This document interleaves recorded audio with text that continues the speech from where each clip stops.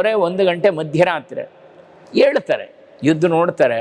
ಆ ಮುರುಕಲು ಮಂಟಪದ ಕೆಳಗಡೆ ಕಣ್ಣು ಉಜ್ಕೊಂಡು ಬರಿತಾ ಇದ್ದಾನೆ ಹುಡುಗ ವೆಂಕಟನಾಥ. ತುಂಬ ಆನಂದ ಆಗಿಬಿಡುತ್ತೆ, ಎಷ್ಟು ಶ್ರದ್ಧೆ ಓದಕ್ಕೆ. ಆಮೇಲೆ ಸುಮಾರು ಮಧ್ಯರಾತ್ರಿ 2 ಗಂಟೆಯಲ್ಲಿ ಇನ್ನೊಂದ್ಸಲಿ ಬಂದು ನೋಡ್ತಾರೆ. ಸುಧೀಂದ್ರ ತೀರ್ಥರು ಮಲಗಿದ್ದಾನೆ, ಪಂಚೆ ಎಲ್ಲ ಹರಿದೋಗಿದೆ, ಚಳಿ ಗಡಗಡ ಅಂತ ನಡುಗ್ತಾ ಇದ್ದಾನೆ, ನಿದ್ರೆ ಮಾಡ್ತಾ ಇದ್ದಾನೆ. ಸುಧೀಂದ್ರ ತೀರ್ಥರು ಭಕ್ತಿಯಿಂದ ಪ್ರೀತಿಯಿಂದ ತಮ್ಮ ಶಾಲನ ಅವನಿಗೆ ಹೊದಿಸ್ತಾರೆ ವೆಂಕಟನಾಥನಿಗೆ. ಇದು ಗುರು ಅನುಗ್ರಹ. ಗುರುಗಳು ಯಾರಿಗೆ ಅನುಗ್ರಹ ಮಾಡ್ತಾರೆ ಅಂದರೆ ಇವರಿಗೆ.